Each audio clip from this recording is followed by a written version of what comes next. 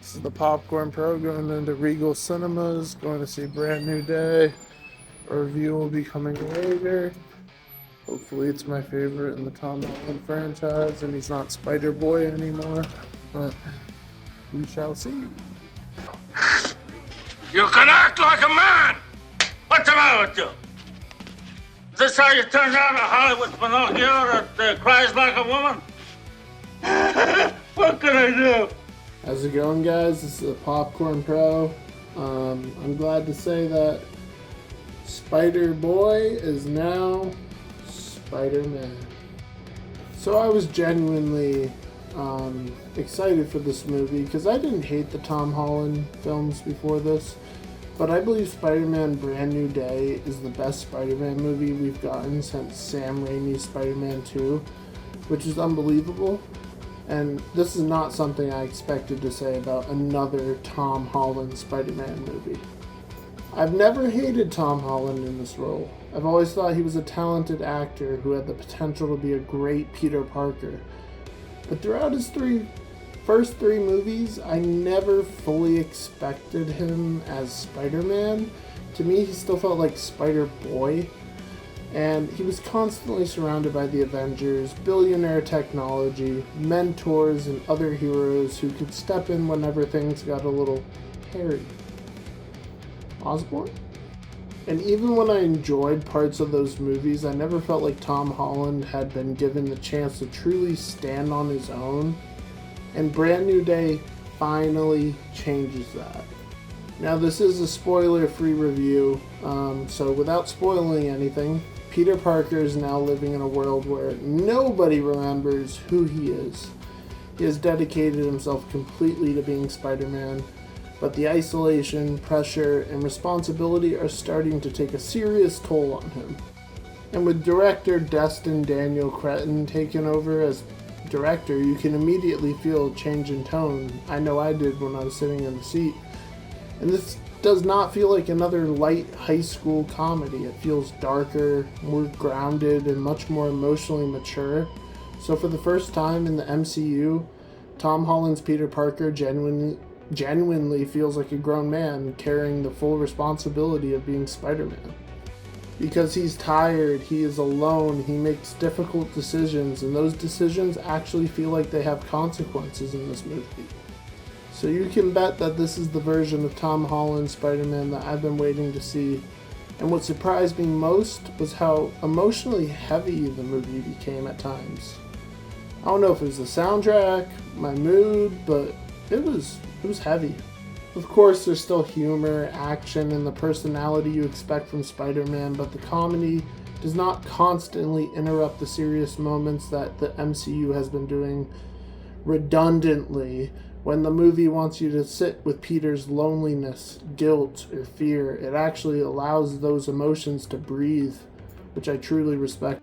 And the emotional stakes feel incredibly high because the conflict is not only about whether Spider-Man can stop another threat, it is also about whether Peter Parker can continue living this way without completely losing himself without spoiling anything.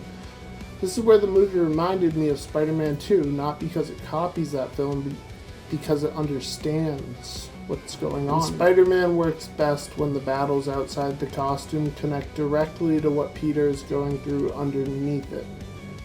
Let's just talk about Jon Bernthal. He's always been a likable actor for me. And as the Punisher, he's also a major reason the more mature tone works. Without revealing how involved he is, Frank Castle is not treated like a random cameo designed to make the audience point at the screen. His presence creates a genuine moral conflict for Peter, but in the best way possible. Spider-Man and Punisher both want to protect innocent people, but they have completely different beliefs about how far someone should go to accomplish that. So their dynamic gives this movie an edge that the previous Tom Holland films never really had. There's tension, dark humor, and a feeling that Peter's dealing with somebody who cannot simply be controlled by another speech about doing the right thing. And Bernthal didn't just show up for the paycheck. He brings the same intensity that made his version of the Punisher so memorable.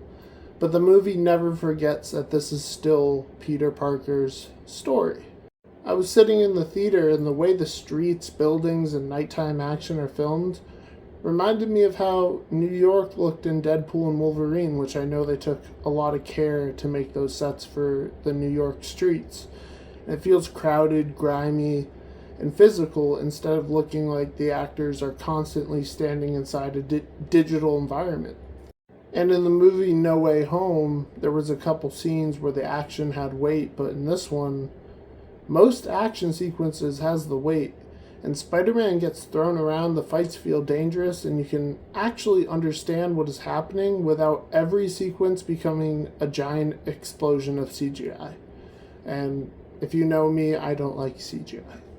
And without spoiling anything, this movie somehow also delivers what might be one of my favorite Hulk sequences in Marvel history. Apparently, all Marvel needed to remember how to use the Hulk was to put him in somebody else's movie, I guess. But as always, movies are not perfect. There's a lot of characters and storylines competing for attention. Occasionally you can feel the film trying to balance Peter's personal journey with the larger Marvel universe. There's a few sections that could have been tightened up, and there are moments where you can sense Marvel positioning certain characters or ideas for future projects, which is kind of scary with their track record. However, unlike several recent MCU movies, those connections never completely consume the story, and Peter's emotional journey remains the heart of the film, which I was very happy about. And those issues are what stopped me from, giving it a lower score, but they did not seriously damage my experience whatsoever. So after years of inconsistent Marvel projects, Spider-Man Brand New Day finally feels like a movie made by somebody with a clear understanding of the character, the tone, the direction, this version of Peter Parker that was needed to be taken, and Tom Holland finally becomes Spider-Man, not Spider-Boy. It is darker without becoming miserable, mature without losing its sense of fun, emotional without feeling completely manufactured. This is easily Tom Holland's best performance as Spider-Man, his best solo Spider-Man movie, and in my opinion, the best live-action Spider-Man film since Sam Raimi's Spider-Man 2. So if you're a Spider-Man fan, Popcorn Pro, I'm going to give this movie a 7 popcorn kernels out of 10. My last 2 movies, back-to-back good movies, Odyssey and Spider-Man. But if you're a Spider-Man fan, definitely get out to the theater if you can afford it. If not, wait for streaming, make it your number 1 stream. And I appreciate you watching the video. Popcorn Pro signing out. I can't believe our first day at MIT! MJ, come on, pretend like you're not the happiest you've ever been in your entire life. I can't. I